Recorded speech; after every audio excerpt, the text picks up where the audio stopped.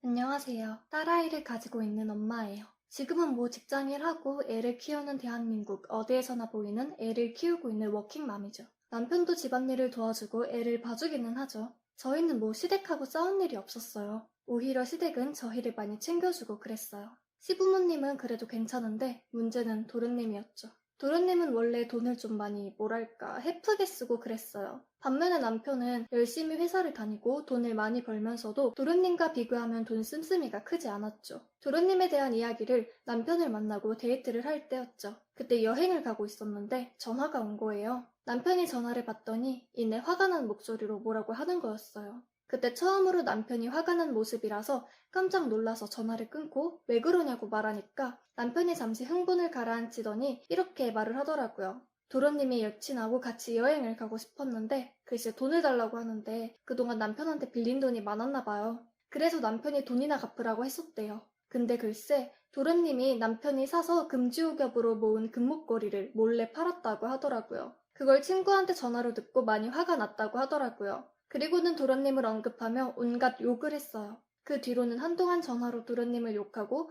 혼나는 걸 뒤에서 지켜보게 되었죠. 물론 그날 여행은 망했죠.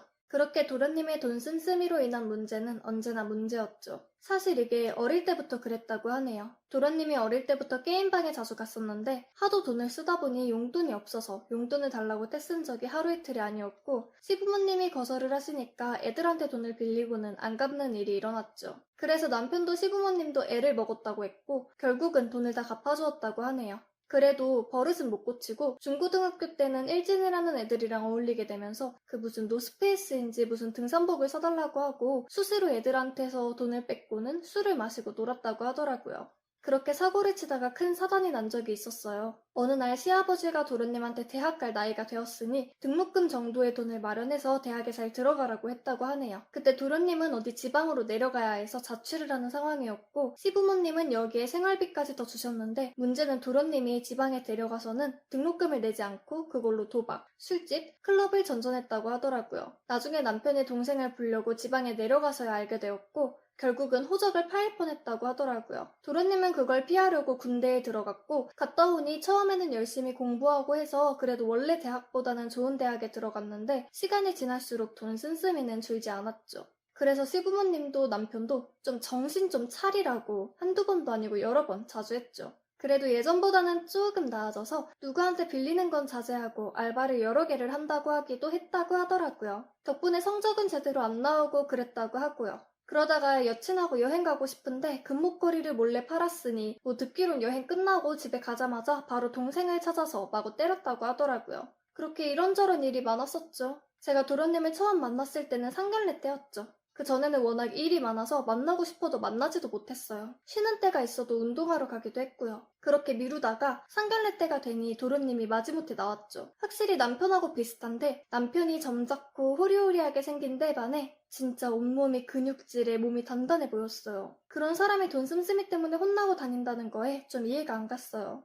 그래도 상견례는 좋게 마무리돼서 헤어지는데 도련님은 저한테 연락처를 달라고 해서 저는 연락처를 주고 그 뒤로 서로 이야기를 하는 사이가 되었죠. 처음에는 돈을 달라고 그러는 건가 했는데 자기는 그래도 가족한테는 돈을 빌리기에는 좀 그렇다며 그것만큼은 자기가 반성을 한다는 의미로 안 한다며 안심하라고 저한테 말했고 실제로 저한테 빌려달라거나 그러지 않았어요. 오히려 남편하고 같이 만나자고 한 적이 많았어요. 그래서 별 의심도 안 하게 되고 그렇게 시간을 많이 보냈죠. 어느 날 도련님이 연락이 안 돼서 대체 무슨 일인가 하며 시댁 식구들도 걱정을 하고 그랬어요. 그렇게 몇 달이 흐르니까 도련님이 찾아오더라고요. 도련님은 그동안 일하느라 연락을 못했다며 돈을 많이 벌어서 용돈을 드리고 싶다며 돈을 보여주었죠. 시부모님은 이제야 인간이 되었구나 하며 얼싸안고 좋아했죠. 저와 남편은 드디어 제대로 되었구나 라고 생각을 했어요. 근데 나중에 이야기를 들으니 이 도련님이 아는 형하고 같이 다단계를 만들어서 친구들과 지인들을 끌어들여서 이득을 취했다고 하더라고요. 이건 그 사건 이후에 알아차려서 그때는 열심히 살았구나 하며 생각을 했죠. 하지만 그건 제 착각이었죠. 어느 날 제가 주말에 쉬고 있는데 도련님이 전화를 했어요. 그때 무슨 비트코인인가 아주 유명했었는데 전 그런 거 모르는 상태였거든요.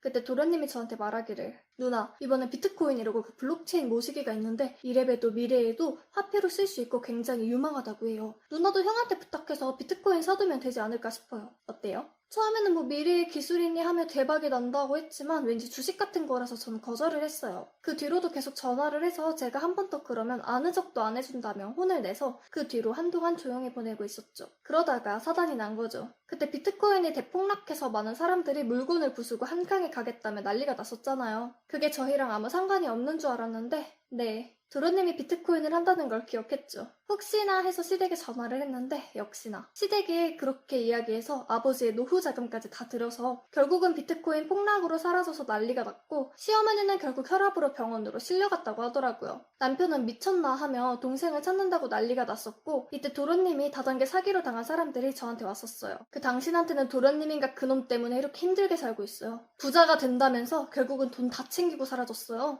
이렇게 여러 가지 이야기들을 들었는데 어떤 사람은 그 다단계에 사채를 들어서 물건을 사고 해서 계급을 올리려고 했는데 남는 건 빚뿐이라며 그 빚 갚는다고 막노동을 하는 사람이 있다고 하더라고요. 전 그런 거 듣고 대체 도련님은 무슨 짓을 했길래 너무나도 화가 났었죠. 하지만 동생은 연락이 되지 않았고 그렇게 시간이 흘렀죠. 어느 날 제가 회사에서 퇴근을 하는데 웬 남자가 절 따라오더라고요. 보니까 도련님이었죠. 도련님은 제발 살려달라며 2만 원만 달라고 했어요. 처음에는 안 줄까 하다가 생각이 나서 일단 줬어요. 그리고는 도련님이 찜질방에 들어가는 거 보고 바로 남편과 피해자들한테 전화를 걸었죠. 당연한 이야기지만 참교육하려고 그러는 거죠. 그날 남편과 피해자들이 전부 야구방망이를 들었고 자고 있던 도련님을 끌고 나와서 마구 때렸죠. 그렇게 때리는 이야기를 들으니 자기도 사채를 써서 지금 쫓겨나고 있다며 살려달라고 말했어요. 그러자 남편과 저는 네가 알아서 하라며 장기를 떼이든 내 알바가 아니라고 했어요. 도련님 덕분에 시댁의 빚을 대신 갚고 있거든요. 더군다나 시어머니는 뇌출혈까지 오셔서 병원에 계시는 중이었고요. 그렇게 가족까지 망가뜨린 걸 봐줄 수가 있을까요? 그렇게 도련님은 그 상태로 고소를 하게 되고 각종 소송에 휘말리게 되었고 결국은 돈이 없고 죄질이 무거워서 감옥에 들어가게 되었죠. 지금도 감옥에 있는데 얼마 전에 편지를 보냈는데 자기 때문에 미안하다며 다시는 안 그러겠다고 쓰여있는데 전 바로 쓰레기통에 던졌죠. 잘못한 줄 알면 처음부터 그러지 말았어야죠. 안 그래요? 어쨌든 이런 일을 겪고 그 뒤로 돈에 관련해서는 조심을 하게 되고 지금은 그래도 여유롭게 살고 있답니다. 요즘은 애들 교육비가 슬슬 걱정되긴 하지만요. 이야기 잘 들으셨나요? 전 여기까지 하고 애를 보러 갈게요. 그럼 안녕히 계세요.